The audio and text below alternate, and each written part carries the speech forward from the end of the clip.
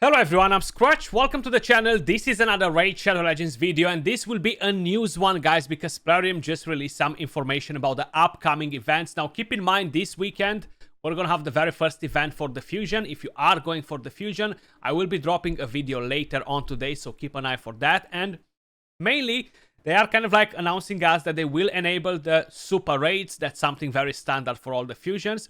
And how you may notice, I'm currently on the test server. Now, the reason why I'm on the test server is because I need to showcase you the champions that we're gonna have on these 10x. Firstly, I want to start by saying that this Friday, September 29th, they're planning to launch two events simultaneously. One of them will be a 2x event to summon epic and legendary champions from primal shards. So not mythical, just epics and legendaries from primal shards. Now on top of it, they will have a 10x event from Ancient, Sacred, Primal, and Void Shards.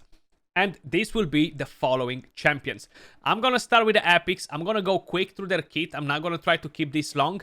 And the main champions that we're gonna have, guys, starting with the Night Revenant faction, we're going to have Sinesha on the 10x. And she's a great champion. She's definitely not bad. You're getting a bit of healing. You're getting more healing from here by equalizing the HP, and you have an AoE on the A1, which can potentially be a double hit, and she has pretty good multipliers all around. She can deal some serious damage in a good build.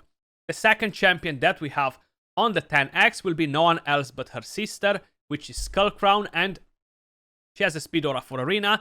Again, the A1 could potentially become a double hit, and AoE on the A2 with a chance to land weaken. You have a passive that will put unkillable on herself when her HP drops below 20%, and a passive that revives her if she's on the same team with Sinesha.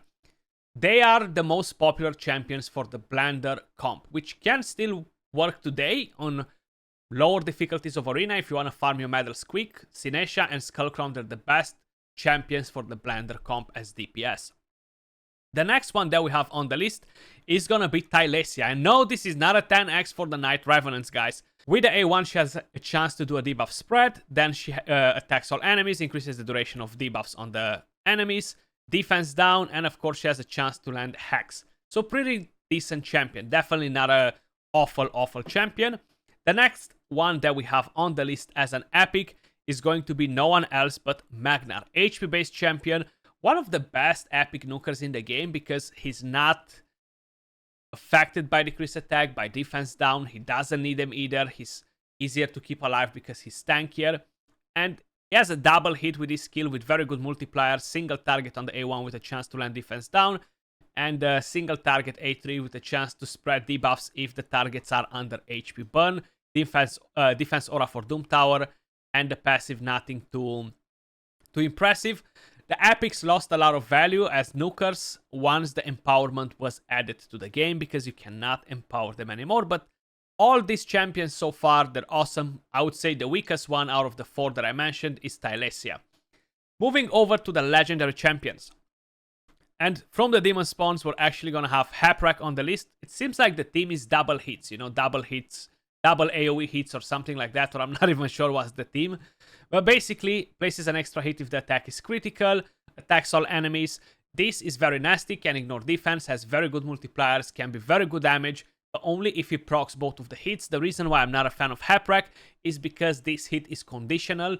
The second hit, you're gonna see that when you're going in Faction Wars or going in Doom Tower, if he's not dropping the HP under 50%, he's not gonna get the second hit, which will not make him that great. Buffs increase attack and increase crit rate, grants an extra turn, which is very nice, and whenever an ally dies on your team, he's gonna use the A2. And that's very cool. You can basically troll a lot of people in arena. The next champion that we have on the 10x, guys, is gonna be no one else but Acrisia. A monster when we're talking about Hydra.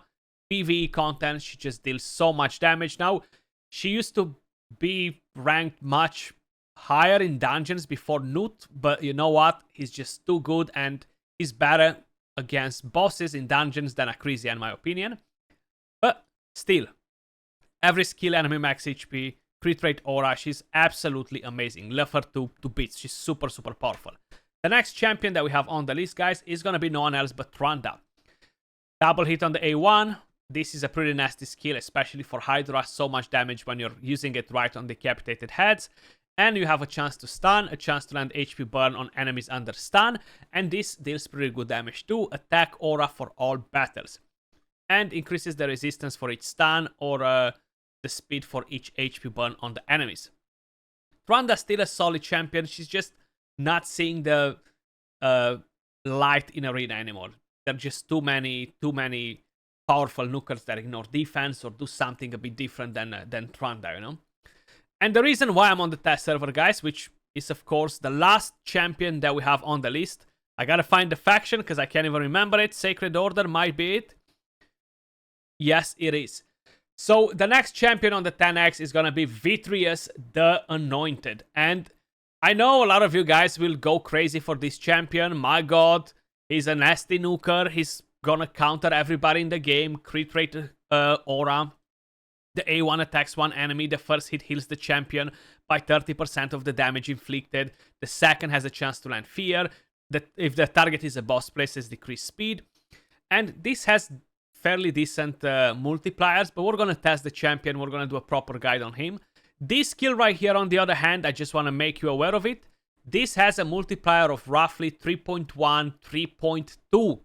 Very, very weak sauce for an AoE on a Void Legendary.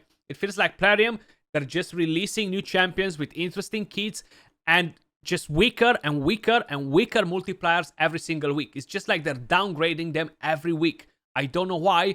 I mean, I know why, because they want to keep the other champions empowered, keeping them strong and dilute the pool with other champions. But even though this sounds very interesting as a champion, he's gonna be another sort of Eilil, okay?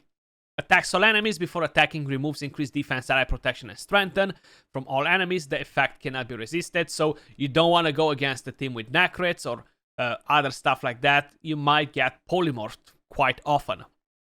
Will also ignore 30% of the target's defense, boost the champion's turn meter by 30 for each enemy alive after the attack. So 3.1 or 3.2 multiplier on a skill like this, man, it feels so freaking weak. It feels like a single target basic skill multiplier, honestly. That's how it feels like it. Then you have the A3, attacks one enemy 2 times. The first hit destroys the enemy's max HP by 25% of the damage dealt. Cannot destroy a single max HP by more than 75%. If the target is a boss, destroys it equal to 35% of the damage dealt. The second hit will ignore 30% of the target's defense if they have no active skills on cooldown. So that's conditional. If your champion goes after they go and they use the skill, this will not ignore 30% of the target's defense anymore. Keep that in mind. If the target has any active skills on cooldown, ignores 50% of the target's defense. So that's actually even better. So if you have active skills on cooldown, you're gonna ignore 50% of the target's defense instead of the 30.